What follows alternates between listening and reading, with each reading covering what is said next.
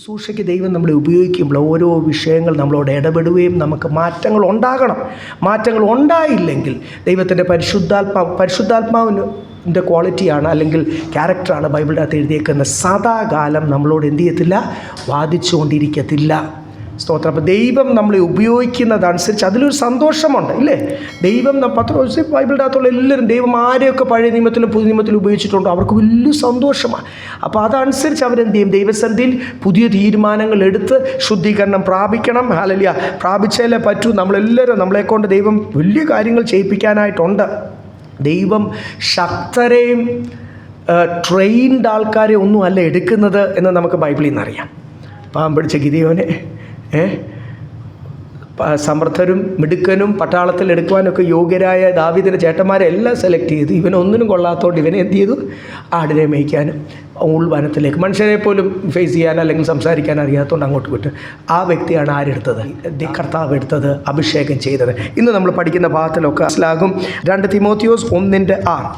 അതുകൊണ്ട് എന്റെ കൈവെപ്പിനാൽ നിന്നിലുള്ള ദൈവത്തിന്റെ കൃപാവരം ജ്വലിപ്പിക്കണം എന്ന് നിന്നെ ഓർമ്മപ്പെടുത്തുന്നു. ഇവിടെ എഴുതിയിരിക്കുന്നത് കർത്താവിൻ്റെ കൃപാവരങ്ങൾ എന്ത് ചെയ്യില്ല? അത് ഒതുങ്ങിപ്പോകുവാൻ അനുവദിക്കൽ. Stir up the gifts. ഒന്ന് ഇളക്കി സെറ്റിലാവുമ്പോൾ എന്ത് ചെയ്യണം? ആ കൃപാവരങ്ങളൊന്ന് ഇളക്കി കൊടുക്കണം എന്നുള്ളൊരു പ്രൈസ് ലോർഡ് ഇംഗ്ലീഷ് ആലന്ത്യ പദമാണ് ഇവിടെ ഉപയോഗിച്ചിരിക്കുന്നത്. പലപ്പോഴും ബൈബിളിൻ്റെ അകത്ത് ദൈവഭക്തിക്ക് കാരണമായി അവിടെ എല്ലാം ഇംഗ്ലീഷ് എഴുതിയേക്കുന്നത് എക്സർസൈസ് യുവർ ഗിഫ്റ്റ്സ് എന്നാണ് എഴുതിയിരിക്കുന്നത്. നമ്മൾ എന്തിനാണ് എക്സർസൈസ് ചെയ്യുന്നത്? ഒരു വളർച്ച ഉണ്ടാക്കുവാൻ.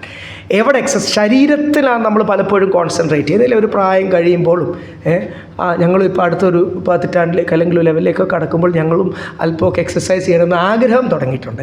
എക്സസൈസ് തുടങ്ങിയിട്ടില്ല. ട്രെഡ്മില്ലൊക്കെ ഇപ്പോഴും തുണിയൊക്കെ വിരിച്ചായിട്ടിരിക്കുന്നെങ്കിലും ഒരു എന്തുണ്ട് അതിനുവേണ്ടി ഒരു സൈക്കിളൊക്കെ വാങ്ങിച്ചു ചവിട്ടാൻ, പക്ഷേ വെളിയിൽ ചവിട്ടാൻ, അതൊക്കെ ആഗ്രഹം എന്ത് ചെയ്യുന്നത്. നമുക്കൊരു പ്രായം കഴിഞ്ഞാലൊക്കെ ഈ ബ്ലഡ് വെസൽസ് അല്ലെങ്കിൽ അതിനകത്ത് രക്തോട്ടം കുറയുമ്പോൾ എക്സസൈസ് ചെയ്തില്ലെങ്കിൽ അതൊക്കെ പിരിഞ്ഞു പോകും, അതതിൻ്റെ ഫങ്ഷൻ ചെയ്യാതിരിക്കും. ഇവിടെ ബൈബിളിൻ്റെ അകത്ത് എഴുതിയേക്കുന്ന exercise towards godliness, exercise that you receive spiritual gifts. അവിടെ എല്ലാം ഞാൻ പറഞ്ഞില്ലേ, മലയാളത്തേക്കാൾ നന്നായിട്ടൊരു പദമാണ് എഴുതിയിരിക്കുന്നത്, എക്സസൈസ്. നമ്മുടെ ഉള്ളിലെ ദൈവഭക്തിക്ക് കാരണമായിട്ട് എന്ത് ചെയ്യണം? ഞാൻ ചെയ്താൽ പോരാ, വിശ്വാസികളെല്ലാം നമുക്കെല്ലാം നമ്മുടെ എന്താ വളരേണ്ടത്? ജ്ഞാനം ശരിയാ, അപ് ടു ഡേറ്റ് ആകണം, എല്ലാം അറിയണം ലോകത്തിൽ നടക്കേണ്ടത്. അവിടെ ഒക്കെ എക്സസൈസ് നടക്കുന്നുണ്ട്, അവിടെ ഒക്കെ ശരീരം നമ്മൾ സൂക്ഷിക്കുന്നുണ്ട്. അല്ലെ കുറേയൊക്കെ സുബോധമുള്ളവരൊക്കെ കുറേയൊക്കെ എന്ത് ചെയ്യുന്നുണ്ട്? ശരീരവും ആരോഗ്യം വേണ്ടേ, നമ്മൾ സൂക്ഷിക്കുന്നുണ്ട്. പക്ഷേ ബൈബിളിൻ്റെ അകത്ത് പറഞ്ഞിരിക്കുന്നത് നിത്യത പ്രാപിക്കണോ? നിങ്ങളുടെ ദൈവഭക്തി വളരുവാൻ. ഞാൻ പറഞ്ഞില്ലേ, ദൈവഭക്തി, ദൈവഭയം, ദൈവശക്തി, ഇതൊക്കെയാണ് കുറഞ്ഞു പോകുന്ന കാര്യങ്ങൾ, ഇല്ലേ? ബൈബിളിനകത്ത് എന്ത് എഴുതിയിരിക്കുന്നത്? ഭക്തിയുടെയും ശക്തിയുടെയും ഒക്കെ വേഷം മാത്രമേ ഉള്ളൂ. പക്ഷേ അതിൻ്റെ ഭക്തിയും ശക്തിയും ഒക്കെ എന്ത് ചെയ്യുന്നു? ത്യജിച്ച് കളയുന്നവരായിത്തീരുന്നു എന്ന് പറയുമ്പോൾ, എന്നിട്ട് തിമോത്തിയോസിനോടാണ് പറയുന്നത്, താൻ ദൈവദാസന, എന്നിട്ട് പോലും എന്ത് ചെയ്യണം? വീക്കായി പോകും. സോ ഹല്ലേലൂയ, നിൻ്റെ ഉള്ളിലെ കൃപാവരങ്ങൾ, ആത്മീയ വരങ്ങൾ എന്ത് ചെയ്യണം? അത് ഉപയോഗിക്കണം. അതല്ലേ എൻ്റെ അർത്ഥം. നമ്മൾ എന്ത് ചെയ്യണം? നമ്മൾ പാടുമ്പോഴാണ് ഗിഫ്റ്റ് വർദ്ധിക്കുന്നത്. സ്തോത്രം. ആരും പാട്ടുകാരല്ല, ഞാനും അല്ല. പാടുമ്പോഴാണ് എന്ത് ചെയ്യുന്നത്? നമ്മുടെ വോക്കൽ കോഡൊക്കെ ഒന്ന് മനോഹരമായി പരപരാന്നുള്ള റഫ് ശബ്ദങ്ങളൊക്കെ മാറി സ്മൂത്തായി, അത് ഭംഗിയായി എല്ലാവരും ഒന്നിച്ച് പാടുമ്പോൾ അതിൻ്റെ ഒരു ഹാർമണി, അപ്പോൾ ആത്മീയമായിട്ടൊരു ഐക്യതയായി. സ്തോത്രം. അതൊക്കെ നമ്മൾ ശീലിപ്പിക്കുന്നത്, പഠിപ്പിക്കുന്നത് ഒരു ടീച്ചറുണ്ട്, അത് ദൈവത്തിൻ്റെ പരിശുദ്ധാത്മാവ്. നമ്മൾ കർത്താവിന് വേണ്ടി സംസാരിക്കുമ്പോഴാണ് നമ്മുടെ ഭാഷ നന്നാകുന്നില്ല, നമുക്ക് സന്തോഷം വരുന്നത്, സംതൃപ്തി വരുന്നത്. നമ്മൾ മറ്റുള്ളവരോട് സുവിശേഷം പറയുമ്പോഴാണ് നമ്മുടെ ജീവിതത്തിൽ സന്തോഷം വരുന്നത്, ഇല്ലേ? നിങ്ങൾ അറിയാത്ത ഒരു ആഹാരം ഞാൻ കഴിച്ചു, ശരിക്കും കർത്താവ് കഴിച്ചില്ല. കർത്താവ് ചെയ്തത് എന്തുവാ? ആ ശമരിയക്കാരിയായ സ്ത്രീയോട് നിത്യതയെപ്പറ്റി പറഞ്ഞു, രക്ഷ പ്രാപിക്കാനുള്ള മാർഗം പറഞ്ഞു. നിങ്ങൾ അറിയാത്ത ഒരു ആഹാരം ഞാൻ കഴിച്ചു. അപ്പോൾ അതെന്ത് ചെയ്തു? വലിയ സംതൃപ്തിയും സന്തോഷത്തിനും കാരണമായി തീർന്നു കർത്താവിന് വേണ്ടി. ഇനി അടുത്തത് എങ്ങനെയാണ് ശുശ്രൂഷ ചെയ്യേണ്ടത്? 7-ാമത്തെ വാക്യം. ഭീരുത്വത്തിന്റെ ആത്മാവിനെയല്ല, ശക്തിയുടെയും സ്നേഹത്തിന്റെയും സുബോധത്തിന്റെയും ആത്മാവിനെ അത്രേ ദൈവം നമുക്ക് തന്നത്. ഭീരുത്വത്തിൻ്റെ ആത്മാവിനെ അല്ല. അപ്പോൾ അതിൻ്റെ ഓപ്പോസിറ്റ് എന്തുവാ? ശക്തി, സ്നേഹം, സുബോധം. സ്തോത്രം. ഇന്ന് ആൾക്കാർക്കുള്ളത് മുഴുവൻ എന്തുവാ? ഭയം. ഈ ഭീരുത്വത്തിൻ്റെ ആത്മാവ് നാളെ എന്തായിത്തീരും?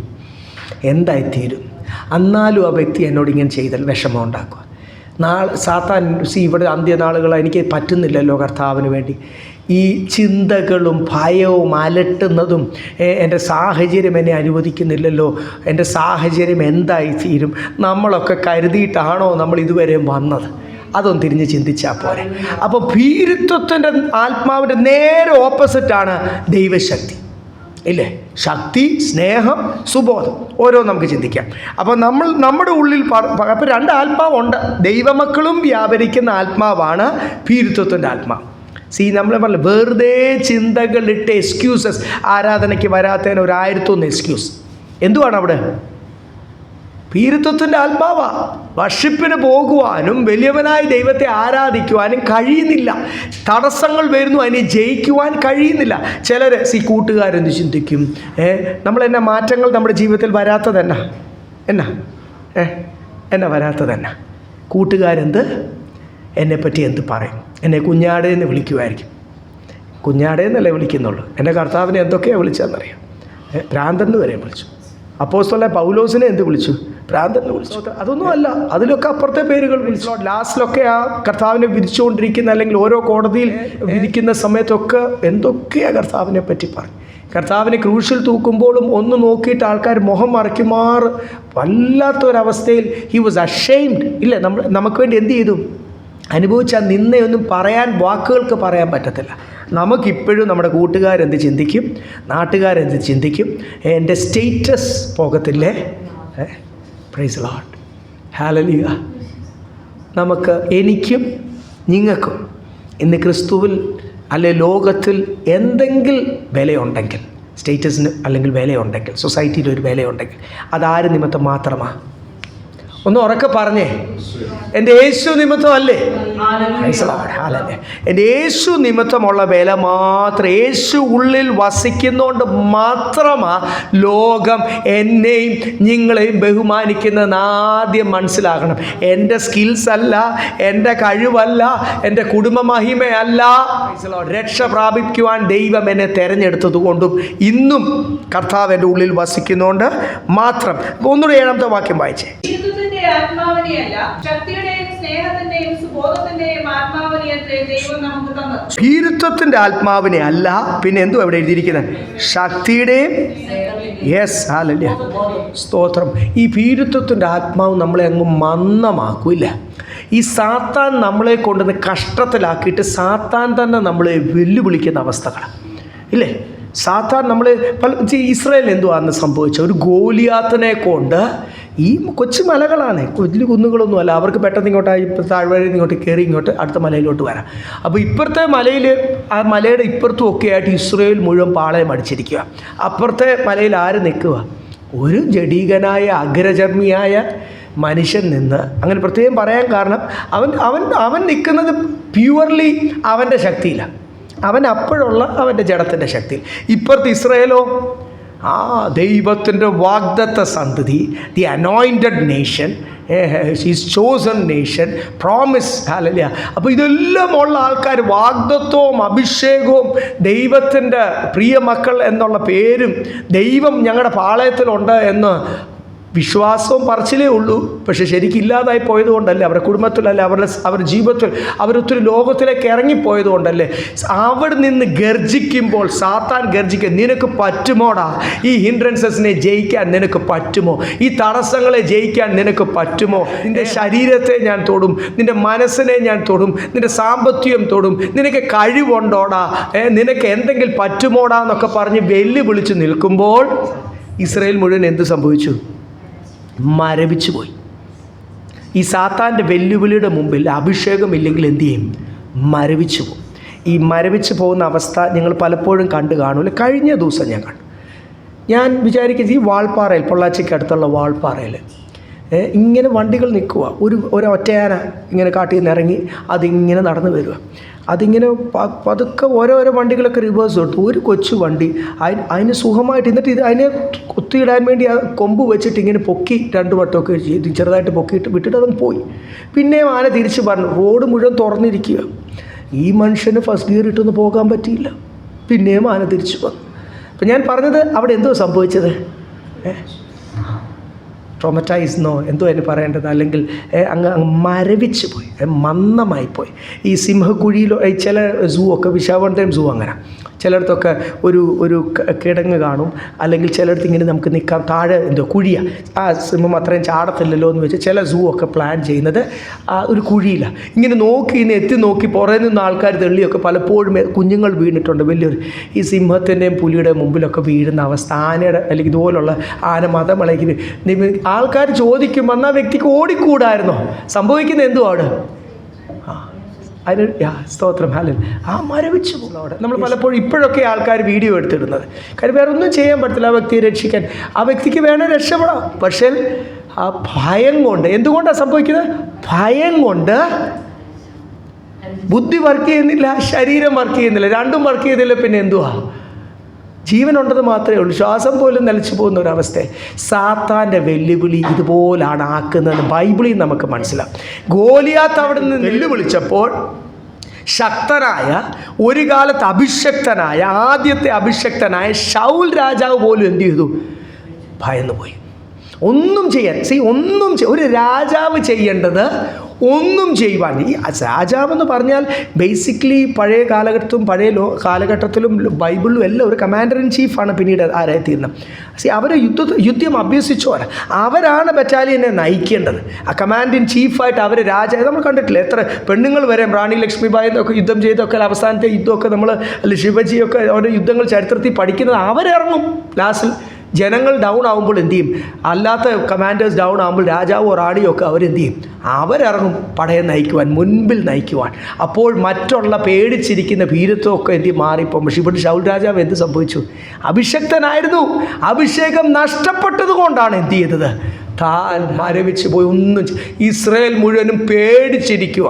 യഹൂദൻ ഭയങ്കരന്മാരാ, എബ്രഹാമിൻ്റെ സന്തതി, അവരുടെ സൈസും ചിലപ്പം അഭ്യാസവും ഒക്കെ ഭയങ്കരമായിരിക്കും. പക്ഷേ ഗോലിയാത്തിൻ്റെ മുമ്പിൽ, സാത്താൻ്റെ വെല്ലുവിളിയുടെ മുമ്പിൽ പേടിച്ചിരിക്കുമ്പോൾ ഒരു പയ്യൻ ആ പടച്ചട്ടയൊക്കെ അവൻ്റെ ദേഹത്തോട്ട് ഇട്ടപ്പം അവൻ അതിൻ്റെ വെയിറ്റ് പോലും താങ്ങാൻ പറ്റാത്ത, നിങ്ങൾ മനസ്സിലാക്കണം, ഒരു ഇരുമ്പ് പടച്ചട്ട ദേഹത്തോട്ട് ഇട്ടപ്പോൾ അത് അവൻ്റെ സൈസിന് അതൊക്കെ എക്സൽ സൈസല്ലേ, വലിയ പടയാളികൾക്കുള്ള, അതൊന്നും അവൻ്റെ ദേഹത്ത് ചേരുന്നുമില്ല.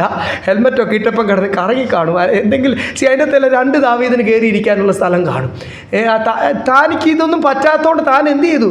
അവസാനം ഇതെല്ലാം ഊരി, അങ്ങനെയല്ല നമ്മൾ ബൈബിളിൽ കാണും, ഇതെല്ലാം കൂടി ഊരി വെച്ചു. എനിക്കിതൊന്നും പറ്റത്തുമില്ല, എനിക്ക് ശീലവുമില്ല. പക്ഷേ ഞാൻ വരുന്നത് ആരുടെ പേരിലാണ്? സാത്താൻ വെല്ലുവിളിക്കുമ്പോൾ ഉണ്ടാക്കുന്നത് ഭയമാണ്. സാത്താൻ വെല്ലുവിളിക്കുമ്പോൾ നമ്മളെ പരാജയപ്പെടുത്താനാണ് വെല്ലുവിളിക്കുന്നത്. സാത്താൻ സിംഹം പോലെ അലറുന്നവൻ എന്നാണ് ബൈബിളിൽ പറഞ്ഞില്ലേ? He comes as a roaring lion. He is not the lion. യേശുവാണ് സിംഹം. പക്ഷെ അലറിക്കൊണ്ട് വരുമ്പോൾ മരവിച്ച് നിൽക്കാനല്ല. നമ്മുടെ ശരീരത്തിൻ്റെ അഭ്യാസം, ധൈര്യം, കുടുംബമായിട്ട് പാരമ്പര്യമായിട്ട് ഞങ്ങളൊക്കെ ധൈര്യമാണ്. ഈ പോച്ചയടി, ഈ പൊങ്ങച്ചം ഒന്നും ഇവിടെ നടക്കത്തില്ല. അഭിഷേകം വേണം, ഇല്ലേ? അതുകൊണ്ട് നമ്മൾ പ്രാപിച്ചിരിക്കുന്നത് ഭീരുത്വത്തിൻ്റെ ആത്മാവിനെ അല്ല. ലോക നിയമം, ആൾക്കാരെ, ലോകത്തെ, അനേകർക്ക് യേശുവിന് വേണ്ടി നിൽക്കുവാൻ കഴിയാത്തത് ലോകത്തോട്. I M A child of God, I M a man of God. എനിക്ക് എൻ്റെ അതിരുകളുണ്ട്. എനിക്കുണ്ട് ദൈവമക്കളെ, വലിയ സ്നേഹിതരൊക്കെ ഉണ്ട്, വലിയ വലിയ ബിസിനസ്സുകാരുണ്ട്. ഇവിടെ എറണാകുളത്ത് തന്നെ വലിയ എൻ്റെ ക്ലാസ്മേറ്റ്സൊക്കെ, അവരൊക്കെ ഇന്നലെയും എന്നെ വിളിച്ചു. ഒത്തിരി കാര്യങ്ങൾ അവർ പറയും, ഒത്തിരി വിഷയത്തിന് നമ്മളെ വിളിക്കും. ഞാൻ സ്നേഹത്തോട് സംസാരിക്കും. ഇടയ്ക്ക് കർത്താവിനോട്. ഇന്നലെ ഒരാളോട് കൂട്ടുകാരൻ വളരെ വലിയൊരു ബിസിനസ്സുകാരൻ. ഈ വലിയ ബിസിനസ്സുകാർ പൊട്ടുമ്പോൾ ആയിരക്കണക്കിന് കോടിയുടെ ലെവലിലല്ലേ കഷ്ടത്തിലാകുന്നത്. ലാസ്റ്റ് ഈ പുള്ളിയുടെ വലിയ വിലയുള്ള ഒരു റേഞ്ച് റോവറും ആ ഒരു സ്പെഷ്യൽ എഡീഷനൊക്കെ വിൽക്കാൻ പോകും. ആരും പെട്ടെന്ന് എന്നെ വല്ലാത്ത കഷ്ടത്തിൽ എന്നെ വിളിച്ചു. ഞാൻ പറഞ്ഞു പ്രാർത്ഥിക്കാം, ഞാൻ ഒത്തിരി ആത്മീയ കാര്യങ്ങൾ പറഞ്ഞ് ബലപ്പെടുത്തി. പക്ഷേ അല്ലാത്ത ഏത് കാര്യത്തിനും വിളിച്ചു. ഞങ്ങൾ ഒന്നിച്ച് ചിലപ്പോൾ ട്രാവൽ ചെയ്യും, ഞങ്ങൾ ഒന്നിച്ച് പല സ്ഥലത്തും മീറ്റ് ചെയ്യും, ഹോട്ടലിലൊക്കെ മീറ്റ് ചെയ്യും, അതൊക്കെ നടക്കും. പക്ഷേ ഐ ഹാവ് മൈ ലിമിറ്റ്സ്. അല്ലല്ല പ്രൈസ്. അപ്പോൾ കൂട്ടുകാരോടും ലോകത്തോടും അവരറിയണം, അവരോട് പറയണം നമ്മൾ ആരാണ്. അത് പറയുവാനുള്ള ഒരു കൃപയും പ്രാഗൽഭ്യവും ഒക്കെ ദൈവം നമുക്ക് തരട്ടെ. സ്തോത്രം. ഇവിടെ എഴുതിയിരിക്കുന്നത് നിങ്ങൾ പ്രാപിച്ചത് ലോകത്തെ പേടിക്കേണ്ട ആവശ്യമില്ല, സാത്താൻ്റെ വെല്ലുവിളി പേടിക്കേണ്ട ആവശ്യമില്ല. സാത്താൻ പറയുന്നത് പോലെ അല്ല നിൻ്റെ ജീവിതത്തിൽ നടക്കാൻ പോകുന്നത്. ഭീരുത്വത്തിൻ്റെ ആത്മാവല്ല, പിന്നെ എന്തിൻ്റെയാണ്? ശക്തിയുടെ, സ്നേഹത്തിൻ്റെ സുബോധത്തിൽ. ഇന്നലെയൊക്കെ നമ്മൾ ചിന്തിച്ചല്ലോ, കഴിഞ്ഞ ആഴ്ച നമ്മൾ ചിന്തിച്ച ഭാഗങ്ങളായതുകൊണ്ട് ഞാൻ പിന്നെയും അത് അല്ലെങ്കിൽ റിപ്പീറ്റ് ചെയ്യുന്നില്ല. 1 കൊരിന്ത്യർ 4-ാം അധ്യായത്തിൽ നിന്നൊക്കെ നമ്മൾ വായിച്ചു. 1 കൊരിന്ത്യർ 4:20 നമ്മൾ വായിച്ചതല്ലേ. ദൈവരാജ്യം വാക്കിനാലല്ല, it is not by word but it is by the power of God. ദൈവത്തിൻ്റെ ശക്തിയാലാണ്. നമ്മൾ കഴിഞ്ഞ ആഴ്ച വായിച്ച ഒരു വാക്യം ഒന്നുകൂടെ വായിക്കാം. 1 കൊരിന്ത്യർ 2:4-5 ഒന്ന് വായിച്ചോ. 1 Corinthians chapter 2 verse 4 and 5. നിങ്ങളുടെ വിശ്വാസത്തിന് മനുഷ്യരുടെ ജ്ഞാനമല്ല, ദൈവത്തിന്റെ ശക്തി തന്നെ ആധാരമായിരിക്കേണ്ടതിന് എന്റെ വചനവും എന്റെ പ്രസംഗവും ജ്ഞാനത്തിന്റെ വശീകരണ വാക്കുകളാലല്ല. ഞാൻ എന്തുകൊണ്ട് എൻ്റെ വചനം പറയുമ്പോൾ അല്ലെ നിങ്ങളെ കർത്താവിലേക്ക് അടുപ്പിക്കുവാൻ, നിങ്ങളെ എൻകറേജ് ചെയ്യുവാൻ ശ്രമിക്കുമ്പോൾ എൻ്റെ ജ്ഞാനം, എൻ്റെ വശീകരണ വാക്ക്, അതൊക്കെ എന്നിലേക്കോ ഞാൻ ആഗ്രഹിക്കുന്ന ചില പോയിന്റിലേക്കേ അത് കാണിക്കത്തുള്ളൂ. പക്ഷേ ദൈവശക്തിയാണ് നമ്മുടെ പ്രസംഗത്തിൻ്റെ ആധാരം. അങ്ങനെയല്ലേ ഇവിടെ എഴുതിയിരിക്കുന്നത്? അത് മാത്രം ഒന്ന് വായിച്ചേ.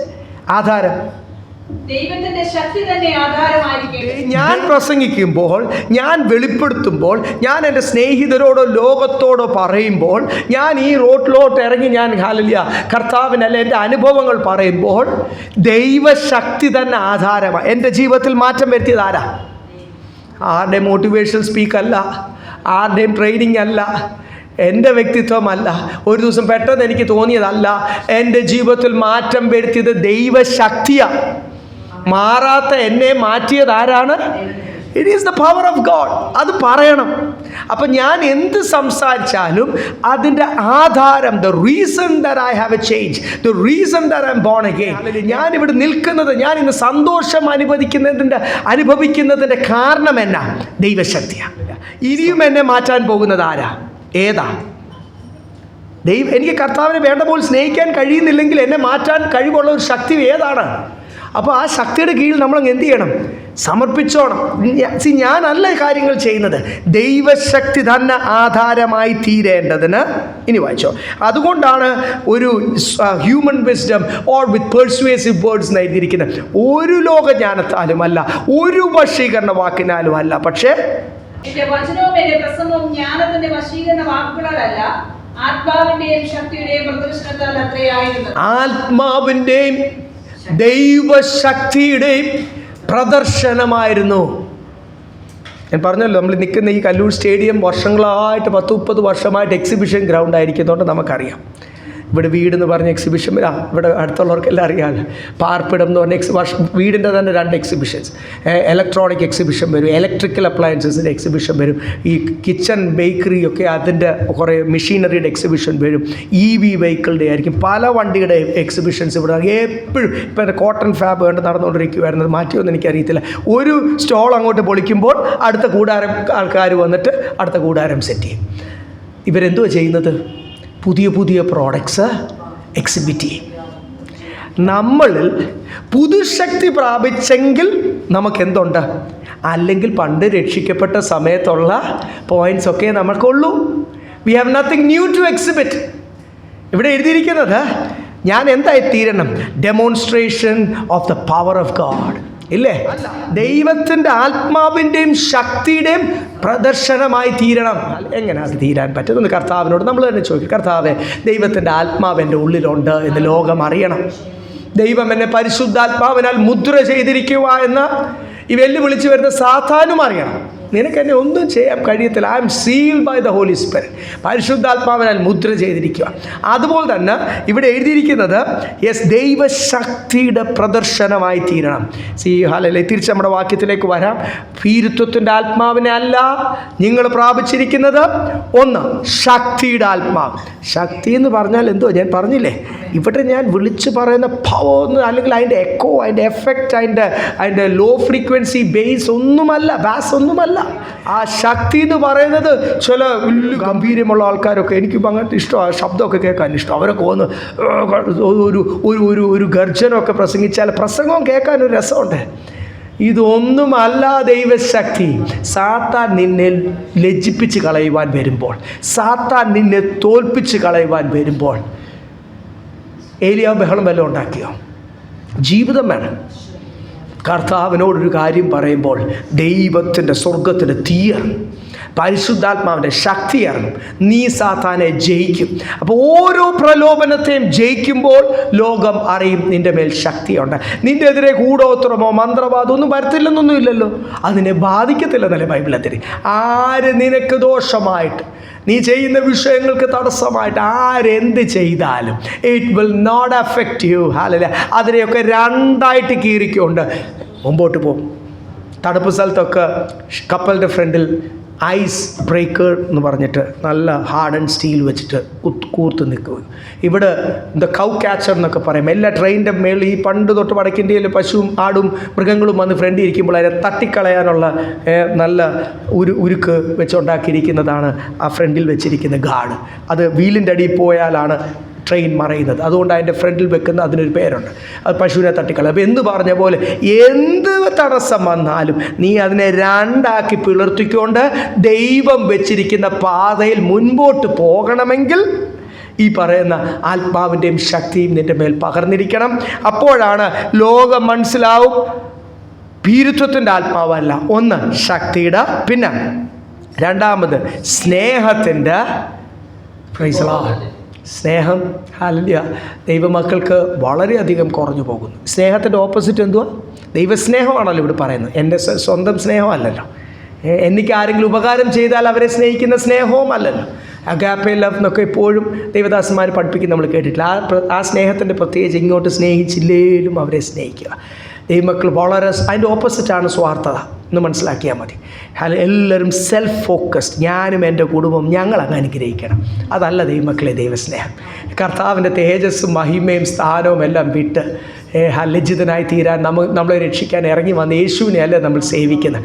ആ കാൽപാതയല്ലേ, ആ കർത്താവിനെ അല്ലേ പിൻപറ്റേണ്ടത്, ആ ഭാവമല്ലേ നമ്മളിലേക്ക് വരേണ്ടത്. അപ്പം ആ യേശുവിൻ്റെ സ്നേഹം നമ്മൾ കർത്താവിന് ദ്രോഹം ചെയ്തുകൊണ്ടിരിക്കുമ്പോഴും കർത്താവിൻ്റെ സ്നേഹിക്കുന്ന കരം നമ്മുടെ മുമ്പിൽ ഉള്ളത് കൊണ്ടാണ് ഇന്നും നശിച്ചു പോകാൻ നമ്മൾ ദൈവസന്നിധിയിൽ. അപ്പം ഒന്ന് ഭീരുത്വത്തിൻ്റെ ആത്മാവല്ല, പിന്നെ ഏതിൻ്റെ ആത്മാവാണ്? ഇതൊക്കെ ഡിഫറെൻറ്റ് സ്പിരിറ്റ്സാണ് ഇല്ലേ? ഭീരുത്വത്തിൻ്റെ ആത്മാവ് എക്സ്ക്യൂസും പറഞ്ഞ് ലോകത്തെയും പേടിച്ച് സാത്താനെയും പേടിച്ച് 100 ന്യായങ്ങളും പറഞ്ഞ് നിൽക്കുന്ന, അല്ലെങ്കിൽ തളർന്നു പോയി ക്ഷീണിച്ച് പോയി മന്ദമായി നിൽക്കുന്ന ഒരു ആത്മാവ് അതല്ല. അതിൻ്റെ ഓപ്പോസിറ്റ് നമ്മളെ ജീവിപ്പിക്കുന്ന ആത്മാവാണ്. ഒന്ന് സ്നേഹത്തിൻ്റെ ആത്മാവ്, രണ്ട് ശക്തിയുടെ ആത്മാവ്, മൂന്ന് ഇവിടെ പറയുന്നത് എന്തുവാ? സുബോധത്തിൻ്റെ ആത്മാവ് ഇല്ലേ? സ്തോത്രം. അല്ല ഒരാൾ പിശാചിൻ്റെ പിടിയിലാകുമ്പോഴാണ് എന്ത് വരുന്നത്? അവർ സുബോധമില്ലാതായി പോകുന്നത്. സുബോധമില്ലാതായി പോകുമ്പോഴാണ് ഞാൻ നേരത്തെ പറഞ്ഞ പോലെ ലജ്ജ ആയതിലൊക്കെ അവർക്ക് എന്തായിത്തീരും? മാനം തോന്നും. അതൊന്നും നാണം കേടാന്ന് പോലും ഇപ്പോഴത്തെ രീതി അനുസരിച്ച് ആരും ഒന്നും പറയാൻ പാടില്ല. എനിക്കിഷ്ടമുള്ളതൊക്കെ ഞാൻ ചെയ്യും, ആരും ഒന്നും എന്നെ പേഴ്സണൽ റൈറ്റ്സിൻ്റെ ഒരു കാലഘട്ടമാണല്ലോ എന്ന് പറഞ്ഞ് ദൈവമക്കൾക്ക് നടക്കാൻ പറ്റത്തില്ല. ദൈവത്തിന് മുമ്പിലും ലോകത്തിന് മുമ്പിലും സാത്താൻ്റെ മുമ്പിലും. സാത്താൻ അപവാദിയാണല്ലോ. ഓടിച്ചത് കംപ്ലൈൻറ്റ് ചെയ്യുന്ന അവിടെ പറയും, സാംസൺ കണ്ടോ ഇങ്ങനെ ചെയ്തു, അതുകൊണ്ട് അവന് വേണ്ടി തുറക്കാൻ പോകുന്ന വഴി കർത്താവ് എന്ത് ചെയ്യണം? അടയ്ക്കണം, അവനെ ശിക്ഷിക്കണമെന്ന് സാത്താൻ അവിടെ പറഞ്ഞാൽ ദൈവം എന്ത് ചെയ്യും? നീതിമാനായ ദൈവമായതുകൊണ്ട് സാംസൺ വചനം തെറ്റിച്ചെങ്കിൽ സാംസനെ ദൈവം എന്ത് ചെയ്യും? ശിക്ഷിക്കും. അതേ ചെയ്യാൻ പറ്റത്തുള്ളൂ കർത്താവ്. ദൈവം നീതിമാൻ. സാത്താനെ പോലും ദൈവത്തെ ചോദ്യം ചെയ്യുവാൻ ദൈവം അനുവദിക്കത്തില്ല. അപ്പം നമുക്ക് ഈ ഓരോ പണിഷ്മെൻറ്റും ഓരോ അടിയും വരുത്തി വെക്കുന്ന ആരാ? ഈ അപവാദി. അപ്പം ദൈവത്തിൻ്റെ മുമ്പിലും ലോകത്തിൻ്റെ മുമ്പിലും മനുഷ്യൻ്റെ മുമ്പിലും ഒക്കെ സുബോധമുള്ളവരായി നമ്മൾ ഈ ലോകസ്നേഹത്തിലും ദ്രവ്യാഗ്രഹത്തിലും ലോകമെന്നെ ബഹുമാനിക്കണം, ലോകത്തിൻ്റെ സ്ഥാനം, ഇതിലൊക്കെ അങ്ങോട്ട് മയങ്ങി നിൽക്കുമ്പോഴാണ് നമ്മൾ ആരാന്നുള്ള സുബോധം നമ്മൾ എന്ത് ചെയ്യുന്നങ്ങ് മറന്നു പോകുന്നത്. മറന്നുപോയി റോമിലെ സഭയോട് പൗലോസ് അപ്പോസ്തലൻ ചോദിക്കുന്ന ഞാൻ ചില വിഷമങ്ങളൊക്കെ ചില ദൈവദാസന്മാരെ തുറന്ന ഇപ്പം ഞാൻ എനിക്കുണ്ടായിരുന്നു ഇന്നലത്തെ ഇതെല്ലാം കൂടെ കണ്ടും കേട്ടുമൊക്കെ വിഷമം ഉണ്ടായത് ഞാൻ ഇന്ന് നിങ്ങളോട് എന്ത് ചെയ്തു തുറന്ന്, അത് റെക്കോർഡിങ്ങിൽ വരത്തില്ല കേട്ടോ, അത് ഞാൻ പബ്ലിക്കിന് കൊടുക്കുന്നത്, അത് തുറന്നു പറഞ്ഞു. ദൈവദാസന്മാരുടെ വിഷമമല്ലേ എന്ന് പറഞ്ഞ പോലെ റോമിലെ സഭ ഒരു പട്ടണമാണ്. ഈ പട്ടണത്തിലെ സഭയ്ക്കാണ് പെട്ടെന്ന് ഈ ലോകസ്നേഹം കയറി ഇങ്ങോട്ട് വരുന്നത്, ലോകത്തിൻ്റെ മോഹവും ലോകത്തിൻ്റെ ഇപ്പോഴത്തെ ട്രെൻഡൊക്കെ കയറി ഇങ്ങോട്ട്. റോമിലെ സഭയ്ക്ക് എഴുതുമ്പോൾ ലേഖനം എഴുതുമ്പോൾ ആദ്യത്തെ അധ്യായത്തിലെ നികൃഷ്ടബുദ്ധി പല ദൈവമക്കൾ എന്തായി തീർന്നു? They have gone on to a debased mind എന്ന് എഴുതിയിരിക്കുന്നത്. To do the things which are not befitting for them. അവർ ചെയ്യേണ്ടത് എന്തുവാന്ന് പോലും അറിയാതെ അവരാരാന്ന് പോലും ദൈവമക്കളെ പറ്റി ഒന്ന് വായിച്ചേ, ആ വാക്യം ഒന്ന് വായിച്ചേ. റോമാലേഖനം 1-ാം അധ്യായം അതിൻ്റെ 28-ാമത്തെ വാക്യം. നികൃഷ്ട ബുദ്ധി എന്ന് അവിടെ എഴുതിയിരിക്കും. 1:28. ദൈവത്തെ പരിജ്ഞാനത്തിൽ ധരിപ്പാൻ ഇഷ്ടമില്ലാത്തതിന് തക്കവണ്ണം ദൈവം അവരെ ഉചിതമല്ലാത്തത് ചെയ്യുവാൻ നികൃഷ്ട ബുദ്ധിയിൽ ആരേൽപ്പിച്ചു? പല വട്ടവും ദൈവം തന്നെ അവരോട് ഇടപെട്ടിട്ട് അവസാനം അനുസരിക്കാഞ്ഞിട്ടും പരിശുദ്ധാത്മാവ് ഇടപെട്ടിട്ടും കൈക്കൊള്ളാഞ്ഞിട്ടും ദൈവം തന്നെ അവരെ എന്ത് ചെയ്തു? നികൃഷ്ട ബുദ്ധിക്ക് ഏൽപ്പിച്ചു കൊടുത്തു. വലിയ സ്ഥലമില്ല. ഈ ഏൽപ്പിച്ചു കൊടുക്കുമ്പോൾ വേദന ആർക്കുണ്ട്? കർത്താവിനുണ്ടെന്ന് നിങ്ങൾ മനസ്സിലാക്കണം.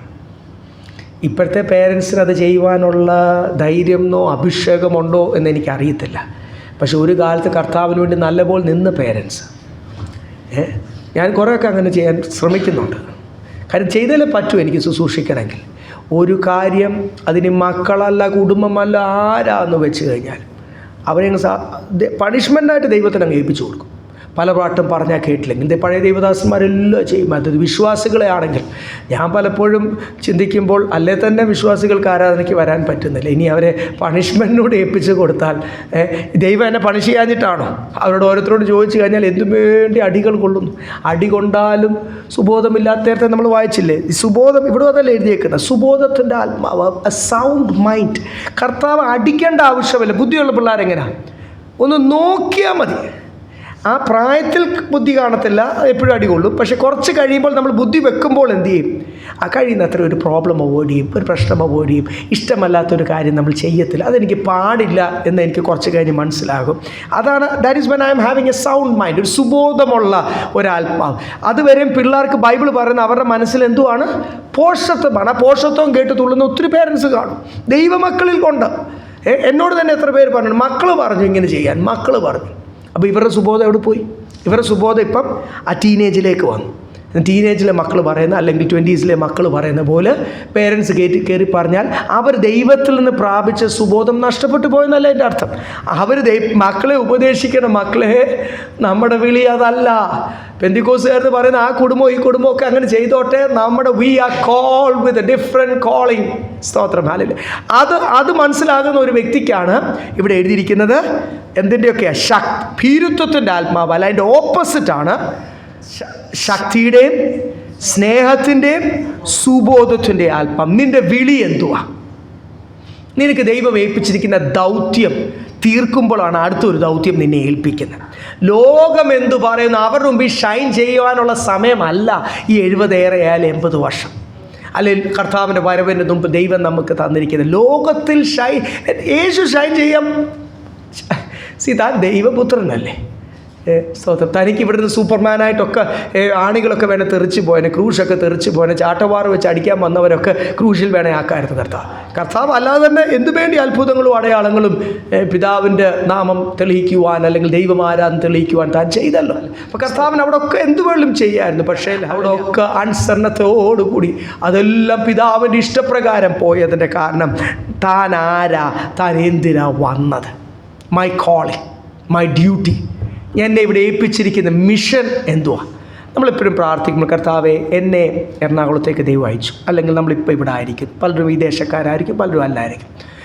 എന്നെ ഈ റോട്ടിൽ ദൈവം ആക്കിയിരിക്കുന്നു, എന്നെ ഈ സ്ഥാപനത്തിൽ ജോലിക്ക് ദൈവം ആക്കിയിരിക്കുന്നു, എൻ്റെ കുടുംബക്കാരുടെ ഞാൻ ഇന്ന് കർത്താവെ അല്ലെങ്കിൽ ഒരു ഫാമിലി ഫംഗ്ഷന് പോവുക, ഞാൻ അതിന് പോകുമ്പോൾ ഞാൻ മാത്രം അല്ലെങ്കിൽ ഞാൻ ഒരാൾ പോകുമ്പോൾ, ഞങ്ങൾ കുടുംബമായിട്ട് പോകുമ്പോൾ അല്ലെങ്കിൽ ഞാൻ പോകുമ്പോൾ I am going there as a representative of God. ഇല്ലേ, ദൈവത്തിൻ്റെ ഒരു പ്രതിനിധിയായിട്ടാണ് പോകുന്നത്. എൻ്റെ മിഷൻ അവിടെ എന്തുവാ, എൻ്റെ ദൗത്യം എന്തോ. എത്ര പേര് കുളിച്ചൊരുങ്ങി മനോഹരമായ ഡ്രസ്സൊക്കെ ഇട്ട് നമ്മൾ പോകും എന്നല്ലാതെ എൻ്റെ ദൗത്യം എന്തുവാ, ഞാൻ ഇന്ന ഭവനത്തിലേക്ക് പോകുന്നു, എൻ്റെ മിഷൻ എന്തുവാ. ഞാൻ ട്രെയിനിൽ യാത്ര ചെയ്യുന്നു, ബസ്സിൽ യാത്ര ചെയ്യുന്നു, ഞാൻ ആൾക്കാരെ കാണുന്നു, ഡ്രൈവ് ചെയ്യുന്നു, ആൾക്കാരുടെ അടുത്തോട്ട് പോകുന്നു, എൻ്റെ മിഷൻ എന്തുവാ. അതുകൊണ്ട് ഇവിടെ എഴുതിയേക്കുന്നത് അത് മനസ്സിലാകുന്ന, അത് ചോദിക്കുന്ന ഒരു വ്യക്തിക്ക് മാത്രമേ സുബോധമുള്ളൂ, അല്ലേ? അല്ലാത്തവരെന്തോ അവരുടെ കോളിങ്ങിൽ നിന്ന്, അവരുടെ വിളിയിൽ നിന്ന് മാറിപ്പോകുന്ന ആർക്കും സുബോധമില്ല. അതുകൊണ്ട് സുബോധത്തിൽ നിന്ന് നമ്മളങ്ങ് മാറിപ്പോകുവാനല്ല. തെസ്സലോനിക്ക സഭയോടൊക്കെ പറഞ്ഞു, ഒന്നുണ്ട് വാക്യം പെട്ടെന്നൊന്ന് വായിക്കാം. 1 തെസ്സലോനിക്കർ 5:6 വായിച്ചു, അത് കഴിഞ്ഞ് 8 വായിച്ചു. 1 Thessalonians chapter 5 verse 6 and 8. ആകയാൽ നാം ശേഷമുള്ളവരെ പോലെ ഉറങ്ങാതെ ഉണർന്നും സുബോധവുമായിരിക്കും. ഇവിടെ എല്ലാം എഴുതിയിരിക്കുന്നത് മറ്റുള്ള ആൾക്കാരുടെ കൂട്ട് ഉറങ്ങിപ്പോയി കഴിഞ്ഞാൽ, മയങ്ങിപ്പോയി കഴിഞ്ഞാൽ സുബോധമില്ല എന്നതിൻ്റെ അർത്ഥം. പക്ഷേ നമ്മൾ ആരാന്ന് എഴുതിയിരിക്കുന്നത്? 8ാമത്തെ വാക്യം കൂടി വായിച്ചേ. നാമോ പകലിലുള്ളവരാകിയാൽ വിശ്വാസവും സ്നേഹവും എന്ന കവചവും ശിരസ്ത്രമായി രക്ഷയുടെ പ്രത്യാശയും ധരിച്ചുകൊണ്ട് സുബോധമായിരിക്കും. ഇവിടെ എല്ലാം എഴുതിയിരിക്കുന്നു ഉറങ്ങുന്നവർ ഉറങ്ങട്ടെ, മയങ്ങി മദ്യത്തിലൊക്കെ എന്ന് പറയുമ്പോൾ ലോകത്തിൻ്റെ സന്തോഷത്തിൽ രസിക്കുന്നവർ രസിച്ചോട്ടെ. പക്ഷേ നിങ്ങളാരാ? എല്ലായിടത്തും പൗലോസ് ഒരു കാര്യം പറയുന്നുണ്ട്, അവർ നമ്മൾ അല്ലെങ്കിൽ അവർ നിങ്ങൾ. ഇവിടെ എഴുതിയിരിക്കുന്ന നാമോ വി ആർ ഡിഫറെൻറ്റ്. നമുക്ക് ഒരു ചെറിയ ശേഷിപ്പ് മാത്രമേ സ്വർഗത്തിൽ പോകത്തുള്ളൂ. അത്രയും അറിയാമോ? ഒരു ചെറിയ ശേഷിപ്പ് മാത്രമേ എവിടെ പോകത്തുള്ളൂ? സ്വർഗത്തിൽ പോകത്തുള്ളൂ. നമ്മളെ വിളിച്ചിരിക്കുന്നത് എന്തിനാ? സ്വർഗത്തിൽ പോകാനാണ്. ഇവിടെ എഴുതിയിരിക്കുന്ന നാമോ, നമ്മൾ ആരാ? നമ്മൾ രാത്രിയുടെ മക്കളല്ല, വെളിച്ചത്തിൻ്റെ മക്കളാണ്, പകലിനുള്ളവരാ. We are of the morning. സ്തോത്രം. അല്ലെങ്കിൽ വെളിച്ചത്തിൽ നടക്കുവാൻ, വചനപ്രകാരം നടക്കുവാൻ. അതുകൊണ്ടാണ് നമ്മളോട് പറയുന്നത് സുബോധമുള്ളവരായി തീരുക. ഈ 2-ാം അധ്യായത്തിൽ തന്നെ നമ്മൾ ഇനി അടുത്ത ചിന്തിക്കാൻ പോകും. 2 തിമോത്തിയോസ് 2-ാം അധ്യായത്തിൽ അവിടും എഴുതിയിരിക്കുന്നത് ഉണർന്നിരിപ്പീൻ, നർമ്മദരായിരിപ്പീൻ. അപ്പോൾ എല്ലായിടത്തും എഴുതിയിരിക്കുക കർത്താവിൻ്റെ വരവടുത്തു, ബി അലേർട്ട്. പെട്ടെന്നായിരിക്കും മണവാളൻ വരും. ഒരുങ്ങാത്തവർ ഇവിടെ കിടക്കും, ഒരുങ്ങി വിളക്കിൽ എണ്ണയുണ്ട്, വിളക്കിൽ കത്തി മണവാളനെ വിശുദ്ധിയോടുകൂടി കാത്തിരിക്കുന്നവർ മാത്രം, ഒരു ചെറിയ ചുരുക്കം പേരെ കർത്താവ് പോകും. റിവൈൻഡ് അടിക്കാൻ പറ്റത്തില്ല, അല്ലെങ്കിൽ ഒരു ചാൻസ് കൂടെ നമുക്ക് കിട്ടത്തില്ല. ഒന്നുമില്ല. 1-ാം പുനരുദ്ധാനത്തിലെടുത്തവർ ഭാഗ്യവാന്മാർ. അവരുടെ മേൽ 2-ാം മരണത്തിലല്ല നരകത്തിന് അവകാശമില്ല. മറ്റവരൊക്കെ നരകത്തിൽ പോകുമ്പോൾ വളരെ വ്യക്തമായിട്ടല്ല 1-ാം പുനരുദ്ധാനത്തിൽ എടുക്കപ്പെടണം എന്നുള്ളൊരു മെസ്സേജ് ദൈവത്തിൻ്റെ സഭയെ ഓർപ്പിക്കുന്നത്. അപ്പം ഇവിടെ പിന്നെയും ഞാനൊന്നുകൂടെ ഓർപ്പിക്കട്ടെ, ഭീരുത്വത്തിൻ്റെ ആത്മാവിനെ അല്ല, ശക്തിയുടെയും 7-ാമത്തെ വാക്യം ഒന്നുകൂടെ, ഭീരുത്വത്തിന്റെ ആത്മാവിനെയല്ല ശക്തിയുടെയും സ്നേഹത്തിന്റെയും സുബോധത്തിന്റെയും ആത്മാവിനെ. ശക്തിയുടെ, സ്നേഹത്തിൻ്റെ, സുബോധത്തിൻ്റെ. ഇപ്പോൾ ദൈവമക്കൾക്ക് പറ്റുന്നത് ആദ്യമൊക്കെ ചെറിയൊരു മയക്കം, കുറച്ചൊക്കെ ലോക മനുഷ്യരെ പോലെ ആയാൽ കുഴപ്പമില്ലല്ലോ. ഇങ്ങനെ ആയി പരിശുദ്ധാത്മാവിൻ്റെ അളവ് അവരുടെ ഉള്ളിൽ കുറഞ്ഞ് അവർ പോലും അറിയത്തില്ല. സമ്മതിച്ചു തരുമോ? ആരെങ്കിലും സമ്മതിച്ചു തരുമോ ഞാൻ ലോകത്തിലേക്ക് ഇറങ്ങിപ്പോയെന്നോ? അതിനാണ് ഇടയ്ക്കൊക്കെ ഉപവസിക്കുകയും പ്രാർത്ഥിക്കുകയും ചെയ്യണമെന്ന് പറയുന്നത്. ഇന്ന് ഈ ഉപവസിക്കുകയോ പ്രാർത്ഥിക്കുകയോ എന്ന് പറയുമ്പോൾ കളക്ടറേറ്റിൻ്റെ മുമ്പിൽ നിരാഹാര സമരം എടുക്കുന്ന പോലത്തെ എന്തോ പരിപാടിയായിട്ടാണ്. എനിക്ക് ചിലത് പ്രാപിക്കാൻ വേണ്ടി, അല്ലെ ലോകത്തിൽ ചിലത് നടക്കാൻ വേണ്ടി ഉപവസിച്ചിരുന്ന് പ്രാർത്ഥിക്കുന്ന, ഭൗമിക വിഷയത്തിന് വേണ്ടി പ്രാർത്ഥിക്കുന്ന ഒരു തെറ്റായ, ദൈവദാസന്മാർ പഠിപ്പിച്ചതായിരിക്കും, ശീലിപ്പിച്ചതായിരിക്കും, അല്ലെ ഉപവാസ പ്രാർത്ഥനകൾ ലിസ്റ്റുകൾക്ക് വെച്ച് പ്രാർത്ഥിക്കുന്ന രീതി ആയതുകൊണ്ടായിരിക്കും മാറിപ്പോയി. അതിനൊന്നുമല്ല, പിശാചിനെ ജയിക്കുവാനാണ് ഉപവസിക്കേണ്ടത്. ഉപവാസത്താലും പ്രാർത്ഥനയാലും അല്ലാതെ ഈ ശക്തിയിൽ, ഈ പിശാചിന്റെ മേൽ നിനക്ക് എന്ത് പ്രാപിക്കാൻ പറ്റത്തില്ല? യേശു പറഞ്ഞതല്ലേ. 2 ലേഖനത്തിൽ എഴുതിയിരിക്കുന്നത്. മലയാളത്തിൽ ഒരു ഭാഗത്ത് അത് വിട്ടുപോയി, ഇംഗ്ലീഷിൽ 2 ഭാഗത്തും അത് എഴുതിയിട്ടുണ്ട്. Not by unless by prayer and by fasting. സാത്താനെ ജയിക്കണമെങ്കിൽ അപ്പോൾ ഈ ഉപവസിച്ചൊക്കെ ഒന്ന് ആഹാരമൊക്കെ ആഹാരം വെടിയുന്നത് മാത്രമല്ല ഉപവാസം, എല്ലാം മാറ്റി വെച്ചിട്ട് ഒരു 1/2 ദിവസമാണെങ്കിലും 1 ദിവസമാണെങ്കിലും ഇനി എത്ര ദിവസങ്ങളാണെങ്കിലും ആത്മാ പ്രേരിപ്പിക്കുന്നവർ നമ്മൾ ചില നേരം ഒന്ന് ഇരിക്കുമ്പോഴാണ് എനിക്ക് എന്നെ തന്നെ ഒന്ന് കാണാൻ പറ്റുന്നത്, എനിക്ക് എൻ്റെ കുറവൊന്ന് ഏറ്റു പറയാൻ പറ്റുന്നത്, ദൈവസന്നിധിയിൽ ഒന്ന് കരയാൻ പറ്റുന്നത്, കർത്താവ് എന്നെ ഏൽപ്പിച്ച ദൗത്യം ഒന്ന് നമ്മളെല്ലാം ഈ ലോക വിഷയത്തിൽ അങ്ങ് ബിസിയാണ്. ഞാനും പല കാര്യത്തിലൊക്കെ ബിസിയായി ഇരിക്കുവാൻ ശ്രമിക്കുന്ന ഒരാളാണ്. പല പല വിഷയങ്ങൾ, പല പല പണികൾ, ഇങ്ങനെ ഓരോ കാര്യങ്ങളൊക്കെ ചെയ്ത് ഒക്കെ ഞാനും, കാര്യം വെറുതെ ഇരിക്കാൻ പറ്റത്തില്ലല്ലോ. വെറുതെ ഇരുന്ന് കഴിഞ്ഞാൽ ഒത്തിരി ചിന്തകൾ വരും, അലട്ടും. അതുകൊണ്ട് സ്തോത്രം, എന്തെങ്കിലുമൊക്കെ കാര്യങ്ങൾ ചെയ്യാൻ പറ്റുന്ന പോലൊക്കെ ചെറിയ ചെറിയ കാര്യങ്ങളൊക്കെ ചെയ്യുവാൻ, അല്ലെങ്കിൽ എന്തെങ്കിലുമൊക്കെ മെയിൻ്റെനൻസ് ഒക്കെ ചെയ്യുവാൻ ഞാനും ശ്രമിക്കും.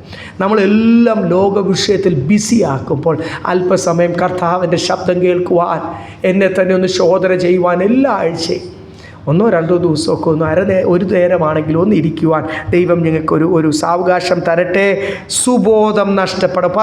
പല ദൈവമക്കളും അവർ പോലും അറിയത്തില്ല സാത്താൻ്റെ പിടിയിൽ വീണ്. നേരത്തെ നമ്മൾ വായിച്ചില്ലേ, റോമാലേഖനം 1:28 വായിച്ചായിരുന്നല്ലോ, നികൃഷ്ട ബുദ്ധി ഇല്ലേ.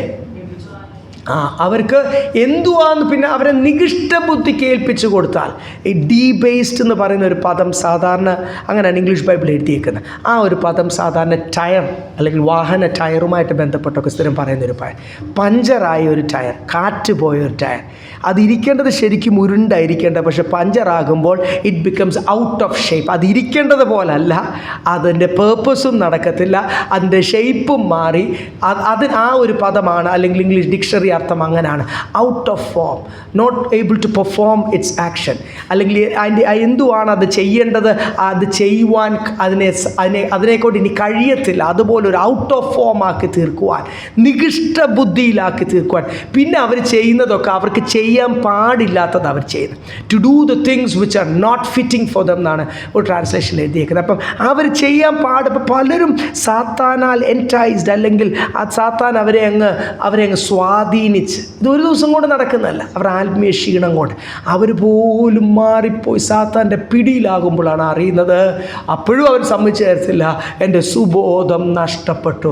ആ യൂദാസിന് യേശു, നിങ്ങൾ മനസ്സിലാക്കണം, നമ്മളൊക്കെ ചെറിയ പ്രായ പിള്ളേർ യേശുവിൻ്റെ കഥകളൊക്കെ പഠിക്കുമ്പോൾ, അല്ലെങ്കിൽ സൺഡേ സ്കൂളൊക്കെ പഠിക്കുമ്പോൾ ആഗ്രഹിച്ചിട്ടുണ്ടോ? ഞാൻ ആഗ്രഹിച്ചിട്ടുണ്ട്. യേശുവിൻ്റെ ആ കാലഘട്ടത്തിൽ ജനിച്ചായിരുന്നെങ്കിൽ ശരിക്കും സാക്ഷാൽ മനുഷ്യനായിട്ട് വന്ന് ദൈവപുത്രനെ കാണാമായിരുന്നു, തൻ്റെ കൂടെ സമയം ചെലവഴിക്കായിരുന്നു എന്നൊക്കെ ഞാൻ ആഗ്രഹിച്ചിട്ടുണ്ട്. സാധാരണ പിള്ളേരൊക്കെ അങ്ങനെ ആഗ്രഹിക്കാറുണ്ടെന്ന് തോന്നുന്നു. യേശുവിൻ്റെ കൂടെ നടന്ന് ട്രെയിനിങ് ലഭിച്ച യൂദാസ്, പൗലോസിന് പോലും ആ ഭാഗ്യം കിട്ടിയില്ല. ആ യൂദാസിനെ യേശു തന്നെ ഒന്ന് നോക്കുമ്പോൾ ആ നോട്ടം മനസ്സിലാകേണ്ടതാണ്. തന്നോട് പറയുമ്പോൾ എന്നെ ഒറ്റിക്കൊടുക്കാൻ, എന്നെ വിൽക്കാൻ, ഇല്ലേ, ആ അത്രയും ഒരു ചെറിയ എമൗണ്ടിന് എന്നെ വിൽക്കാൻ സ്പൈ ആയിട്ടുള്ള കമ്പനി എവിടെയാണെന്ന് കാണിച്ചു കൊടുത്ത്, അവരുടെ തന്നെ രാജ്യക്കാരൻ കാണിച്ചു കൊടുത്തുകൊണ്ടാണ് തനിക്ക് എന്ത് ചെയ്ത് ആ ലാറ്റിറ്റ്യൂഡും ലോങ്ങിറ്റ്യൂഡും ഒക്കെ അമേരിക്കയ്ക്ക് അയച്ചു കൊടുത്തുകൊണ്ടാണ് കറക്റ്റ് അവിടെ ബോംബിട്ട് തന്നെ തകർത്ത്. അവരുടെ രാജ്യക്കാർ തന്നെ എന്ത് ചെയ്തു? ഒറ്റിക്കൊടുത്തു. ഇതുപോലത്തെ പണിയാണ് ആര് കാണിച്ചത്? കാശിന് വേണ്ടി യൂദാസ് കാണിച്ചത്. അപ്പോൾ ഈ അപ്പം മുക്കി വായിലോട്ട് കൊടുത്തിട്ട്, ഞാൻ ആർക്ക് വായിലോട്ട് കൊടുക്കുന്നു? ഇവനാണ് എന്നെ ഇത്രയും വ്യക്തമായിട്ട് പറഞ്ഞാൽ ഇവിടെ ഇരിക്കുന്ന കൊച്ചു കുഞ്ഞിന് പോലും മനസ്സിലാകത്തില്ലേ ആരാണ് ഒറ്റി കൊടുക്കാൻ പോകുന്നത്? ആരാണ് ഇതിൻ്റെ അകത്ത് ആരാണ് ഇതിൻ്റെ അകത്ത് ഇത്രയും നാൾ യേശുവിൻ്റെ കൂടെ നടന്ന് നന്ദിയില്ലാത്തവൻ ആരാണ് ഇതിൻ്റെ അകത്ത്? എന്നിട്ട് പോലും അവൻ എന്ത് വന്നില്ല? ആ ദ്രവ്യാഗ്രഹം ഉള്ളിൽ കയറിയപ്പോൾ അവൻ്റെ സുബോധം യേശുവിൻ്റെ ശിഷ്യൻ 12 പേരെ യേശു തിരഞ്ഞെടുക്കുമ്പോൾ ബെസ്റ്റാണ് തിരഞ്ഞെടുക്കുന്നത്. അതുകൊണ്ട് ഈ യൂദാസ് പണ്ടേ ഇങ്ങനെ ആയിരുന്നു എന്ന് പറയല്ലേ, സാത്താൻ ഉള്ളിൽ കയറി ഇങ്ങനെ ആക്കിയതാണ് അവനെ. യേശു തിരഞ്ഞെടുക്കുമ്പോൾ നല്ലൊരു അപ്പോസ്തോലനാക്കാൻ തന്നെ ശക്തനായ ഒരു അപ്പോസ്തോൽ. തോമസ് ലിയൊക്കെ ഈ ഭാരതത്തിൽ വന്നു എന്ന് പറയുന്നു, ചരിത്രം പറയുന്നു. അതുപോലെ ഓരോ രാജ്യത്തിൽ ഒരു ഭൂഖണ്ഡത്തെ രൂപാന്തരപ്പെടുത്തുവാൻ ശക്തനായിട്ട് യേശുവിന് വേണ്ടി ശുശ്രൂഷിക്കുവാൻ തന്നെയാണ് ദൈവം യേശു തിരഞ്ഞെടുത്തതും ട്രെയിൻ ചെയ്തത്. പക്ഷെ അവൻ്റെ സുബോധം നഷ്ടപ്പെട്ടപ്പോൾ ചെറിയ കാശിന് യേശുവിനെ എന്ത് ചെയ്തു? വിറ്റു. അത്രയും നന്ദി കേട് കാണിച്ചു. ഇതൊക്കെ ദൈവമക്കളും കാണിക്കും. ചെറിയ വിഷയത്തിൽ കർത്താവിനെ ദൂഷിപ്പിക്കും, ചെറിയ വിഷയത്തിൽ പ്രമാണം വിട്ടുമാറും, ചെറിയ വിഷയത്തിൽ കോംപ്രമൈസ് ചെയ്യും, അവനവൻ്റെ വിളി മറന്ന് പ്രവർത്തിക്കും. കർത്താവിനെ വീണ്ടും ക്രൂശിക്കുന്ന പല കാര്യങ്ങൾ ദൈവമക്കൾ ചെയ്യുന്ന പോലത്തെ പണിയാ സുബോധം നഷ്ടപ്പെടുമ്പോൾ. 8ാമത്തെ വാക്യം വായിച്ചാണ്. അതുകൊണ്ട് നമ്മുടെ കർത്താവിന്റെ സാക്ഷ്യത്തെയും അവന്റെ ഭക്തനായ എന്നെയും കുറിച്ച് ലജ്ജിക്കാതെ സുവിശേഷത്തിനായി ദൈവശക്തിക്ക് ഒത്തവണ്ണം നീയും എന്നോട് കൂടെ കഷ്ടം സഹിക്കാം. പിന്നെ കർത്താവ് ഈ സുബോധം തരുന്നത് എങ്ങനെയാണ്? പല കഷ്ടതയ്ക്കൂടൊക്കെയാണ്. നിന്നെയൊക്കെ അനുഭവിക്കാൻ ദൈവം നമ്മുടെ ജീവിതത്തിൽ അനുവദിക്കുന്ന എല്ലാ കഷ്ടതയ്ക്കായിട്ടും പറയാൻ വലിയ പാടാണ്. പക്ഷേ പറഞ്ഞാലും പറഞ്ഞില്ലെങ്കിലും ദൈവം നമ്മളെ സ്നേഹിക്കുന്നതുകൊണ്ട് ഈ ട്രെയിനിങ്ങിൻ്റെ അകത്തൂടെ കഴിഞ്ഞ ആഴ്ചയും കടത്തി വിട്ടു, നമുക്കറിയാമല്ലോ. ഈ ആഴ്ചയും എന്ത് ചെയ്യും? വരുന്ന ആഴ്ചയും പാസ്റ്റർ ഇങ്ങനെ പ്രസംഗിക്കുന്നതുകൊണ്ടാണ് ആൾക്കാർ കുറയുന്നത്. എനിക്കിപ്പോൾ ആൾക്കാരെ കൂട്ടാൻ ഞാൻ പോലെ ചെറിയ പ്രായത്തിൽ പഠിപ്പിക്കാൻ തുടങ്ങിയല്ലേ. അപ്പോൾ ആൾക്കാരെ കൂട്ടാനൊക്കെ പല കാര്യങ്ങളൊക്കെ പറയാനറിയാം. സ്തോത്രം. ആൾക്കാരെ ആകർഷിക്കാനറിയാം, വാക്കുകളാൽ അപ്പോൾ ഞാൻ അതൊക്കെ ആ സ്കിൽസൊക്കെ എടുത്തു കഴിഞ്ഞാലോ ഈ സുവിശേഷം പ്രസംഗിക്കുവാൻ കഴിയത്തില്ല ദൈവമക്കളെ. ഈ ക്രൂശിൻ്റെ വചനമാണ് അല്ലെ. എല്ലാ ദിവസവും നമുക്ക് തന്നിരിക്കുന്ന ക്രൂശ് ചുമന്നുകൊണ്ട് നമ്മളെ തന്നെ ത്യജിച്ച് അല്ലെ, അവനവനെ ത്യജിക്കാത്തവൻ കർത്താവിനെ നേടുവാൻ കഴിയത്തില്ല. അപ്പം നമ്മളെ തന്നെ ത്യജിച്ച്, ത്യജിക്കുന്നതിൻ്റെ അകത്ത് ലിസ്റ്റിൻ്റെ അകത്ത് അപ്പനെയും അമ്മയും ഒക്കെ ഉണ്ട് കേട്ടോ. എന്ന് വെച്ചാൽ അവരെക്കാളൊക്കെ കൂടുതൽ ആരെയാണ്? സഹോദരങ്ങളെ, വീട്, ലോകത്തിൽ ദൈവം തന്നിരിക്കുന്നത് എല്ലാത്തിനും. ഇത് അവസാനം എഴുതിയിരിക്കുന്നത് നമ്മളെ തന്നെ ത്യജിച്ചിട്ട് വേണം ക്രൂശ് എടുത്ത് deny yourself, hallelujah, take up the cross and follow him daily എന്ന് എഴുതിയിരിക്കുന്നത്. ഞായറാഴ്ച മാത്രമല്ല, ദൈനംദിനം. ഇതൊക്കെ പിന്നെയും ഓർപ്പിക്കുന്ന, ഒരിക്കലും നിങ്ങൾക്ക് ന്യായവിധി പറയാൻ പറ്റത്തില്ല ഞാൻ അറിഞ്ഞില്ലെന്ന്. ഈ ദൈവദാസൻ അവിടെ കിടന്ന് നോവ വിളിച്ചു പറയുന്ന പോലെ വിളിച്ചു പറഞ്ഞില്ലേ എന്ന് കർത്താവ് ചോദിക്കും. അതുകൊണ്ട് നമ്മളെ ദൈവമാക്കിയിരിക്കുന്ന സമർപ്പണത്തിൽ ആര് വന്നാലും വന്നില്ലേലും ദൈവമക്കളെ കാഹളം ഊതുമ്പോൾ ഞാൻ എടുക്കപ്പെടണം. ഇനി എൻ്റെ കുടുംബം കൂടെ ഉണ്ടെങ്കിലും ഇല്ലെങ്കിലും ഹല്ലേലൂയ സ്തോത്രം, കുടുംബമെല്ലാം കൂടെ ഉണ്ടാകണമെന്ന് നമ്മൾ ആഗ്രഹിക്കുന്നു. കൂട്ടു സഹോദരങ്ങൾ കൂടെ ഉണ്ടാകണം നമ്മൾ ആഗ്രഹിക്കുന്നു. പക്ഷേ ബുദ്ധിയുള്ള കന്യകമാരുടെ ഹല്ലേലൂയ ആ ഉപമയ്ക്കകത്ത് വളരെ വ്യക്തമായിട്ടാണ് എഴുതിയിരിക്കുന്നത്, എന്നിലുള്ള കൃപ ഞാൻ എന്ത് ചെയ്യത്തില്ല, അല്ലല്ല, ഞാൻ നിന്നെ എൻകറേജ് ചെയ്യും. പക്ഷെ നീ നിമിത്തം എൻ്റെ കൃപ, എൻ്റെ ഉള്ളിൽ കത്തുന്ന തീ ഞാൻ എന്ത് ചെയ്യത്തില്ല, കെടുത്തിക്കളയത്തില്ല. ആ ഒരു തീരുമാനത്തോടുകൂടി തന്നെ പരിശുദ്ധാത്മാവ് വരുമ്പോൾ ഇവിടെ എഴുതിയിരിക്കുന്നത്, അതുകൊണ്ട് ധൈര്യമായിട്ട് 8ാമത്തെ വാക്യത്തിൽ എഴുതിയിരിക്കുന്നത്, be not ashamed of the testimony of our Lord, അല്ലെങ്കിൽ സുവിശേഷത്തെക്കുറിച്ച് ലജ്ജിക്കേണ്ട. കർത്താവിൻ്റെ സാക്ഷ്യം പറയുവാൻ, നിൻ്റെ ജീവിതത്തിൽ ദൈവം തന്ന രൂപാന്തരം ആ സാക്ഷ്യം പറയുവാൻ നീ ലജ്ജിക്കേണ്ട. പൗലോസ് എല്ലായിടത്തും പറയുന്നു, ക്രിസ്തുവിൻ്റെ ഒരു ബദ്ധനായിട്ടാണ് ഞാൻ നിങ്ങളുടെ മുമ്പിൽ നിൽക്കുന്നത്. നിർബന്ധത്താൽ അല്ല, എൻ്റെ മേൽ വിളിയുള്ളത് കൊണ്ടും. ബദ്ധൻ എന്ന് പറയുമ്പോൾ എനിക്ക് ഇഷ്ടമുള്ള ചെയ്യാൻ പറ്റത്തില്ല. എ ബോണ്ടഡ് സ്ലേവ് ഇല്ലേ. എന്നെ ബന്ധിച്ചിരിക്കുന്നത് ക്രിസ്തുവിൻ്റെ സ്നേഹം. നമ്മൾ പേര് വായിച്ചു, എന്നെ ബന്ധിച്ചിരിക്കുന്നത് ദൈവത്തിൻ്റെ ശക്തി, എന്നെ ബന്ധിച്ചിരിക്കുന്നത് ദൈവത്തിൻ്റെ പരിശുദ്ധാത്മാവ്. ആ ബന്ധത്തിൽ hallelujah, praise the Lord, hallelujah. എന്നെ കർത്താവ് കെട്ടിയിട്ട് ചില ജോലി ചെയ്യിപ്പിക്കുകയല്ല, ഞാനും കർത്താവുമായിട്ട് അങ്ങനെ ഒരു ബോണ്ടിങ് ഉള്ളത് കൊണ്ട് അല്ല, എന്നെ ബന്ധിച്ച് എന്നെ അടിമയാക്കി ചെയ്യിപ്പിക്കുകയല്ല, ഞാനും എൻ്റെ യേശുവുമായിട്ട് അങ്ങനെ ഒരു സ്നേഹബന്ധമുള്ളത് കൊണ്ട് എനിക്ക് ഹല്ലേലൂയ, പ്രൈസ് ദി ലോർഡ്, ഇടയ്ക്കൊക്കെ ടെംപ്റ്റേഷൻ അല്ലെങ്കിൽ ഇടയ്ക്കൊക്കെ ലോകത്തെ സന്തോഷിപ്പിക്കുവാനുള്ള ആഗ്രഹവും അവസരങ്ങളൊക്കെ സാത്താൻ കൊണ്ടുവന്നാലും ഉടനെ ഞാനും എൻ്റെ കർത്താവുമായിട്ടുള്ള ബന്ധം പരിശുദ്ധാത്മാവ് ഓർപ്പിക്കും. ഞാനത് വേണ്ടാന്ന് വെക്കും, ക്രിസ്തു നിമിത്തം വേണ്ടാന്ന് വെക്കും. അതുകൊണ്ടൊന്നും ദൈവമക്കളെ നമുക്ക് ഒരു ദോഷവും വരത്തില്ല. കർത്താവ് കൂടെ ഉണ്ടെങ്കിൽ ജയം മാത്രമേ വരത്തുള്ളൂ, മാനം മാത്രമേ വരത്തുള്ളൂ. 8ാമത്തെ വാക്യം വായിച്ചേ. അതുകൊണ്ട് നമ്മുടെ കർത്താവിന്റെ സാക്ഷ്യത്തെയും അവന്റെ ബദ്ധനായ എന്നെയും കുറിച്ച് ലജ്ജിക്കാതെ സുവിശേഷത്തിനായ ദൈവശക്തിക്ക് ഒത്തവണ്ണം നീയും എന്നോടുകൂടെ കഷ്ടം സഹിക്കുക. എന്നോടുകൂടി കഷ്ടം സഹിക്കുക. ഞാൻ ഇത്രയും പ്രസംഗിച്ചിട്ട് അവസാനം കണ്ടില്ല, ആ ദൈവദാസൻ ഭയങ്കര പ്രസംഗമായിരുന്നു. ഇപ്പം എവിടെ കിടക്കുന്നത്? ജയിലാണ് കിടക്കുന്നത്. 2 തിമോത്തിയോസാ അവസാനം കൊല്ലാൻ കൊണ്ടിട്ടിരിക്കുക. യേശുവിനോട് പറഞ്ഞില്ലേ, നിനക്ക് ശക്തി ഉണ്ടേ ക്രൂശിൽ നിന്ന് എന്ത് ചെയ്യേ, എന്നിട്ട് ഇറങ്ങി വന്നോ. പിതാവിൻ്റെ ഇഷ്ടം. ചില സമയത്ത് വില കൊടുക്കുവാൻ, ചില സമയത്ത് നിന്ന് അനുഭവിക്കുവാൻ, ചില സമയത്ത് വേദന അനുഭവിക്കാൻ എൻ്റെ കർത്താവ് അനുവദിച്ചാൽ സ്തോത്രം. അതുകൊണ്ട് ഞാൻ ബദ്ധനായിട്ടിരിക്കുന്നു, ഞാൻ ജയിലിലാണ് കിടക്കുന്ന. നീ ആ ജയിലിൽ കിടക്കുന്ന പൗലോസിൻ്റെ കൂടെ ഉള്ള തിമോത്തിയോസ് അല്ലേ? നിന്നെയും ഇതുപോലെ ആയിരിക്കും നിൻ്റെ അവസ്ഥ. വലിയ അതിപരിശുദ്ധ വിശ്വാസമൊക്കെ ആയിരുന്നല്ലോ പ്രസംഗിച്ചുകൊണ്ടിരുന്നത്. അതുകൊണ്ട് അപ്പോസ്തലൻ പറയുക, ബദ്ധനായിരിക്കുന്ന എന്നെക്കുറിച്ച് നീ ലജ്ജിക്കണ്ട, നീ ധൈര്യമായിട്ട് എന്ത് ചെയ്യേ, കർത്താവിൻ്റെ റോമർക്ക് നേരത്തെ നികഷ്ട ബുദ്ധി എന്ന് എഴുതിയിരിക്കുന്ന നമ്മൾ വായിച്ചില്ലേ 1:28. അതിൻ്റെ മേളിലോട്ടുള്ള ഭാഗം വായിക്കുമ്പോൾ റോമാലേഖനം 1-ാം അധ്യായത്തിൻ്റെ 16-ാമത്തെ വാക്യം പറയുന്നത്, ക്രിസ്തുവിൻ്റെ സുവിശേഷത്തെക്കുറിച്ച് എനിക്ക് എന്തില്ല, ലജ്ജയില്ല എന്ന് പറയുവാൻ. അത് വിശ്വസിക്കുന്നവർക്കൊക്കെ അത് വലിയ ദൈവശക്തിയാണ്. ആദ്യം യഹൂദനും പിന്നെ യവനനും എന്നാണ് നമ്മൾ ആ വാക്യത്തിൽ കാണുന്നത്. ലൂക്കോസിന്റെ സുവിശേഷത്തിൽ യേശു കർത്താവ് ഒരു ഡിക്ലറേഷൻ ശിഷ്യന്മാരോട് പറയുന്നത്, എൻ്റെ സുവിശേഷം നിമിത്തം എന്നെ ഹല്ലേലൂയ മഹത്വപ്പെടുത്തുവാൻ നിങ്ങൾ ഈ ലോകത്തിൽ ലജ്ജിച്ചാൽ ഞാൻ ദൂതന്മാരുടെ മുമ്പിൽ നിങ്ങളുടെ പേര് പറയുവാൻ എന്ത് ചെയ്യും? പേര് പറയത്തില്ലെന്നല്ല എൻ്റെ അർത്ഥം. ഞാനിവിടെ മനുഷ്യരെ സന്തോഷിപ്പിച്ച് സുവിശേഷം പറയാതെ, ഞാൻ ഹല്ലേലൂയ യേശുവിനെ ഉയർത്താതെ ഞാൻ നിന്നാൽ സ്വർഗത്തിൽ ജീവൻ്റെ പുസ്തകം തുറക്കുമ്പോൾ പേരൊക്കെ അവിടെ കാണും, പക്ഷേ എൻ്റെ പേര് കർത്താവ് എന്ത് ചെയ്യത്തില്ല, വിളിക്കത്തില്ല. അതല്ല എൻ്റെ അർത്ഥം. നിനക്ക് യേശുവിനെ ഈ ലോകത്തിൽ ഉയർത്തുവാൻ കഴിയും. ഞാൻ ഇന്നലെ ആ കണ്ട വീഡിയോസൊക്കെ കണ്ടപ്പോൾ ഞാൻ ഞാൻ വിഷമിച്ച് പോയി. ഞാൻ ഇത്രയും ചിന്തിച്ചുള്ളൂ.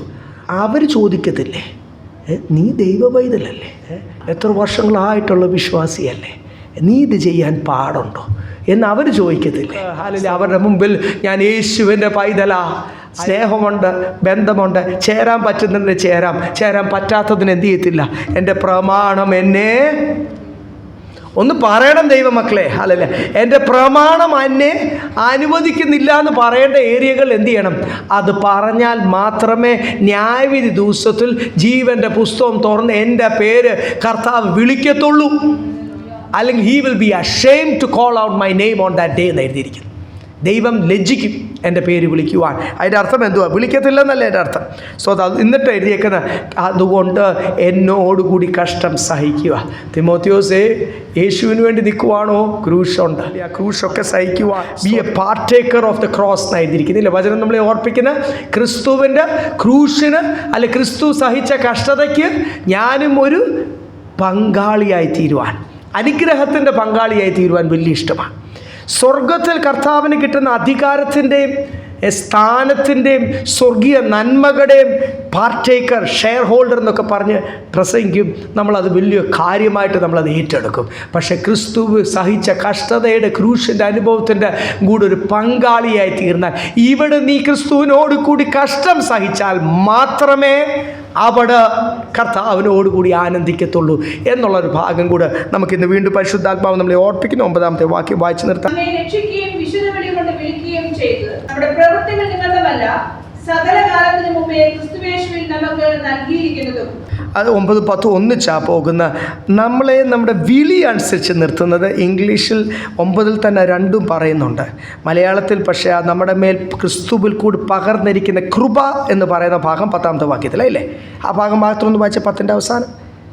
ക്രിസ്തുയേശുവിൽ പ്രത്യക്ഷതയാൽ വെളിപ്പെട്ടിരിക്കുന്നതുമായ തന്റെ സ്വന്തം നിർണയത്തിനും കൃപയ്ക്കും ഒത്തവണ്ണം. സ്വന്തം കൃപയ്ക്കൊത്തവണ്ണം ഇംഗ്ലീഷിൽ വളരെ വ്യക്തമായിട്ടാണ്. Hallelujah. He has called us with a holy calling, not according to our works but according to his own purpose and grace which was given to us in Christ Jesus before the time began. ലോകസ്ഥാപനത്തിന് മുമ്പേ തൊട്ട് നമ്മളെ വിളിച്ചു. ആ വിളിച്ച ഒരു purpose ഉണ്ട്. ആ ഒരു പദ്ധതിക്കായിട്ട് നമ്മളെ ഒരുക്കുവാൻ ക്രിസ്തുവിൽ കൂടെ നമ്മുടെ മേൽ കൃപ പകർന്നിട്ടുണ്ട്. 7-ാമത്തെ വാക്യത്തിൽ നമ്മൾ വായിച്ചു, ഭീരുത്വത്തിൻ്റെ ആത്മാവല്ല, ശക്തിയുടെയും സ്നേഹത്തിൻ്റെയും സുബോധത്തിൻ്റെ ആത്മാവ്. 8-ാമത്തെ വാക്യത്തിൽ അതുകൊണ്ട് നീ വിളിച്ച വിളി അനുസരിച്ച് നിൽക്കണം, ധൈര്യമായിട്ട് കർത്താവിനെ പ്രസംഗിക്കണം, അല്ലെ സുവിശേഷത്തെക്കുറിച്ച് ലജ്ജിക്കാതെ. സ്തോത്രം. ഈ ബന്ധനത്തെക്കുറിച്ചൊന്നും, അല്ലെങ്കിൽ ഈ ഇവിടെ അനുഭവിക്കുന്ന കഷ്ടത, ലോക നിയമങ്ങൾ എതിരായിട്ട് നിൽക്കുന്നത് ഒന്നും നീ ഓർത്ത് ഡൗൺ ആയി തീരണ്ട, ലജ്ജിക്കണം, എന്നോടുകൂടി കഷ്ടം സഹിക്കാം. എന്നിട്ടാണ് ഇവിടെ 9-ാമത്തെ വാക്യത്തിൽ എഴുതിയിരിക്കുന്നത്, ലോകത്തിൻ്റെ ആരംഭത്തിൽ മുമ്പേ നിന്നെ വിളിച്ചൊരു വിളിയുണ്ട്. ഇവിടെ എഴുതിയേക്കുന്ന ഒരു വിശുദ്ധ വിളിയാണ്. It is a holy calling. ആ വിശുദ്ധ വിളി ദൈവത്തിൻ്റെ ഒരു പർപ്പസ്. ആ പദ്ധതി അനുസരിച്ച് നിന്നെ ഒരുക്കുവാൻ വേണ്ടി നിൻ്റെ മേൽ കൃപ പകർന്നിട്ടുണ്ട് ദൈവമക്കളെ. ഹല്ലേലൂയ. അതുകൊണ്ട് അപ്പോസ്തലൻ പറഞ്ഞ എൻ്റെ മേൽ പകർന്നിരിക്കുന്ന കൃപ വ്യർത്ഥമായി പോയില്ല. ദൈവമക്കളെ, ഇപ്പോഴായിരിക്കുന്ന സ്റ്റാൻഡിൽ നിന്ന് കുറച്ചുകൂടി ഒന്ന് ധൈര്യപ്പെടുവാൻ, സുവിശേഷം നല്ലപോലെ പ്രസൻറ്റ് ചെയ്യുവാനുള്ളൊരു ജ്ഞാനം കർത്താവ് തരട്ടെ. ഓരോരുത്തരുടെ ചോദ്യത്തിന് ആ കൃപയോടുകൂടി, ഞാൻ പറഞ്ഞില്ലേ, നമുക്കൊരു ബാക്ക്ഗ്രൗണ്ട് ഉണ്ട്, ഒരു പാരമ്പര്യമുണ്ട്. പല ദൈവദാസന്മാർ എങ്ങനെയൊക്കെ സുവിശേഷം പ്രസൻറ്റ് ചെയ്തോ അതൊക്കെ നമ്മുടെ തലയ്ക്കകത്തിരിപ്പുണ്ടായിരിക്കും. ഇപ്പം നമ്മൾ നിൽക്കുന്ന ഒരു കാലം പക്ക AI ഡ്രിവൺ കാലമാണ്. ആ AI പ്രോഡക്ട്സ് എന്ന് പറയുന്നത് മനുഷ്യൻ നിർമ്മിതമായിട്ടുള്ളതിനേക്കാൾ മനോഹരവുമാണ്. എന്ന് വെച്ചാൽ വളരെ മനോഹരമായിട്ട് നമ്മുടെ ബുദ്ധിക്കൊക്കെ അധീനമായിട്ടുള്ള രീതിയിൽ മനോഹരമായിട്ട് ഔട്ട്പുട്ട് ലഭിക്കുന്ന, അങ്ങനത്തെ ഫ്രൂട്ട്സ്, ഫലങ്ങൾ ലഭിക്കുന്ന ഒരു കാലഘട്ടത്തിലാണ് സുവിശേഷം പ്രസൻറ്റ് ചെയ്യുമ്പോൾ ആർട്ടിഫിഷ്യൽ ഇൻ്റലിജൻസിൻ്റെ ബുദ്ധിയേക്കാൾ അതൊക്കെ വർക്ക് ചെയ്യുവാൻ വലിയ സെർവേഴ്സ് പോലത്തുള്ള മെഷീൻസൊക്കെ ഇനി വേണ്ട വരും. കാരണം ഇതിൻ്റെയും എന്ത് ചെയ്യുന്നു, ഭയങ്കരമായിട്ട് ഇൻ്റലിജൻസ് വർദ്ധിച്ചുകൊണ്ടിരിക്കുന്നു. അതിൻ്റെ അകത്തുള്ള ഫീഡ് ചെയ്യുന്ന ഫീഡ്ബാക്സ് അല്ലെങ്കിൽ ഇൻപുട്സൊക്കെ വർദ്ധിച്ചുകൊണ്ടിരിക്കുന്നു. സ്വത്രം അതിനേക്കാളൊക്കെ മനോഹരമായിട്ട് ആ സെർവർ വർക്ക് ചെയ്യുന്നതിനേക്കാൾ കൂടുതൽ ഹല്ലേലൂയ റാമോ സ്പീഡോ പ്രോസസ്സിങ് കേപ്പബിലിറ്റിയൊക്കെ വിസ്ഡം ഉണ്ടാകണം, ജ്ഞാനം ഉണ്ടാകണം നമ്മുടെ ഓരോരുത്തരുടെയും ബുദ്ധിക്ക്. എന്തിനാണ്? ക്രിസ്തുവിനെ ഈ കാലഘട്ടത്തിലും ഈ അന്ത്യകാലഘട്ടത്തിലും സുവിശേഷം ഇഷ്ടമല്ല. ദൈവമക്കൾ, ഞാൻ ഇന്നലെ ഇവിടെ നിന്ന് താഴത്തെ നിലയിൽ ഇന്നലെ ഇവിടെ കുറച്ച് വർക്കുമായിട്ട് ബന്ധപ്പെട്ട് ഇവിടെ ഉണ്ടായിരുന്നു, ഒരു ഹാഫ് ഡേ ഇവിടെ ഉണ്ടായിരുന്നു. തൊട്ടടുത്ത ബിൽഡിങ്ങിൽ താമസിക്കുന്ന 3 ദൈവമക്കളെ കണ്ടു. എല്ലാവരും അടുത്ത ബിൽഡിങ്ങിൽ താമസിക്കുന്നു. അവരോടൊക്കെ സംസാരിക്കുക. അതിന് 2 പേര് കർത്താവിനെ സൂപ്പറായിട്ട് കളിപ്പിച്ച് ഞായറാഴ്ച രാവിലെ കൂട്ടുകാരോടും കറങ്ങി നടന്ന്, എന്നിട്ട് എല്ലാ ഞായറാഴ്ച ഉച്ചയ്ക്ക് എന്നെ കാണുമ്പോൾ പറയും, ഈ ഞായറാഴ്ച നിങ്ങൾ മനസ്സിലാക്കണം, ശനിയാഴ്ച രാത്രിയിൽ ഇവിടെ ക്ലീനിങ്ങിലും മെയിൻ്റനൻസിലും ഇവിടെ വരുമ്പോൾ, സഭയൊക്കെ ഒന്ന് ക്ലീൻ ചെയ്യാനൊക്കെ വരുമ്പോൾ, അല്ലെങ്കിൽ പല ആവശ്യത്തിന് വരുമ്പോൾ അവരിവിടെ രാത്രിയിലുണ്ട്. അവരൊക്കെ വീട് പല സ്ഥലങ്ങളിലാണ്, പല ദൂരെയുള്ള ജില്ലകളിലാണ്. ഞായറാഴ്ച രാവിലെ അവർ പറയുന്നു എന്നോട്, ഞായറാഴ്ച ഉച്ചയാകുമ്പോൾ പിന്നെ ഇവിടെ ഉണ്ട്. ആരാധന കഴിഞ്ഞ് പോകുമ്പോൾ അവരിവിടുത്തെ ആഹാരമൊക്കെ കഴിച്ചിട്ടില്ലേക്കൂടി വരുന്നതാണ്. അവരുടെ എക്സ്ക്യൂസ് എന്തുവാ? നാട്ടിൽ പോരും, അല്ലെ അവിടെ പോയിരുന്നു, ഇവിടെ പോയിരുന്നു. അപ്പോൾ ആരാധന മുടങ്ങുന്ന പഴയ വിശ്വാസം. എന്നാലും ഒരു വിശ്വാസത്തോട് ചോദിച്ചപ്പോൾ ജനിച്ചപ്പോൾ തൊട്ട് ഞങ്ങൾ ഇന്ന സഭക്കാരാന്ന് പറഞ്ഞു. സഭയുടെ പേരൊന്നും ഞാൻ പറയുന്നില്ല. അപ്പം സഹോദരൻ അല്ല, ഇങ്ങനെയൊക്കെ കർത്താവിനെ കളിപ്പിച്ച് ആരാധനയില്ല, സുബോധമില്ലാത്തവരാ, നല്ല ചെറുപ്പക്കാർ കണ്ട ഈ 2 പേരും നല്ല യോഗ്യർ, നല്ല പഠിത്തമൊക്കെ ഉള്ളവർ, അവരുടെ കരിയർ ബിൽഡിങ്ങിന് വേണ്ടി ഭയങ്കര ഫോക്കസ്, വിദേശത്തൊക്കെ പോകാൻ ഇങ്ങനെ ആഗ്രഹിച്ചിരിക്കുന്നത്. ഇവരൊക്കെ കേരളത്തിലായിരിക്കുമ്പോൾ തൊട്ട് താമസിക്കുന്നതിൻ്റെ ഇപ്പുറത്ത് ഒരു ആരാധനാലയം ഉള്ളപ്പോൾ നമ്മളുടെ ആത്മാവിൽ സന്തോഷിക്കുമ്പോൾ അവർ വല്ല കൂട്ടുകാരോട് കറങ്ങും, അല്ല അവിടെ കിടന്ന് ഉറങ്ങും. സോ ഞാൻ ജസ്റ്റ് ഒരു എക്സാമ്പിൾ പറഞ്ഞു. ഇതുപോലെ നമുക്കറിയാവുന്ന 2 പേരെ കാര്യമാണ് പറഞ്ഞു. ഇതുപോലെ എത്ര പെട്ടെന്ന് രക്ഷപ്പെടാൻ എന്ത് ചെയ്യും? ഒരു കള്ളത്തരം അങ്ങ് പറയും. ഈ കള്ളത്തരമൊക്കെ പറയുവാൻ ദൈവമക്കൾക്കൊക്കെ ഒരു നാക്കിനൊന്നും ഒരു ഉളുമ്പും ഇല്ല, ഒരു നാണം കേടുമില്ല. രക്ഷപ്പെടാൻ സൂപ്പറായിട്ട് കള്ളത്തരം പറയും. അത് ഈ അടുത്ത കാലത്ത് ദൈവമക്കൾ ഞാൻ ഭയങ്കരമായിട്ട് ശ്രദ്ധിച്ചു വരിക. കാണുന്നതുകൊണ്ട് പോഷ്ക്ക് പറയുന്ന വല്ല സ്വഭാവമുണ്ട്, അതങ്ങ് മാറ്റണം. പറയാൻ പറ്റാത്തത് പറയണ്ടാന്നേ, പോഷ്ക്ക് പറയണ്ട, എല്ലാം പറയണമെന്നൊന്നും ഞാൻ പറഞ്ഞില്ല. കഴിഞ്ഞാൽ ആര് ചോദിച്ചാലും സത്യം പറയണം. അങ്ങനെ നമ്മുടെ സ്റ്റെപ്പ് നമ്പർ 1 സത്യത്തിൽ നിന്ന് നമുക്ക് തുടങ്ങാം. അങ്ങനെ ഓരോ കാര്യങ്ങൾ സത്യത്തിൻ്റെ ആത്മാവ് നമ്മളെ പണിതെടുക്കട്ടെ, അനേകർക്കൊരു എൻകറേജ്മെൻ്റായി തീരട്ടെ. കർത്താവിന് വേണ്ടി ഒത്തിരി കാര്യങ്ങൾ ചെയ്യാനുണ്ട്. ഈ അധരം കൊണ്ട് പോഷ്ക്ക് പറഞ്ഞാൽ പിന്നെ ഈ അധരത്തിൽ പരിശുദ്ധാത്മാ വ്യാപരിക്കത്തില്ല. സ്തോത്രം. അതുകൊണ്ട് അന്യഭാഷയൊക്കെ പറയാൻ പറ്റുമായിരിക്കും, അല്ലെങ്കിൽ വേറെ എന്തെങ്കിലുമൊക്കെ പറയാൻ പറ്റുമായിരിക്കും. നമ്മുടെ കഴിവനുസരിച്ച് എന്തെങ്കിലുമൊക്കെ നമ്മൾ വചനം ഒന്നും വേണ്ട. എൻ്റെ അധരത്തിൽ ഞാനും ഉൾപ്പെടെ ദൈവസന്നിധിയിൽ തീരുമാനമെടുക്കാം, സത്യം പറയുവാൻ. പെട്ടെന്ന് നമ്മൾ രക്ഷപ്പെടാൻ വേണ്ടി ഉള്ള ഒരു ഇൻസ്റ്റിങ്ക്റ്റാണ് എന്ത് ചെയ്യുന്നത്, നമ്മളോട് പോലും ചോദിക്കാതെ പെട്ടെന്ന് എന്തെങ്കിലുമൊക്കെ ചാടും, നമ്മുടെ ബുദ്ധി അനുസരിച്ച് അങ്ങ് ചാടും. അതുകൊണ്ട് ഹല്ലേലൂയ, കൃപയോടുകൂടി നിൽക്കാം. ദൈവം നമ്മളെ സഹായിക്കട്ടെ, ബലപ്പെടുത്തട്ടെ.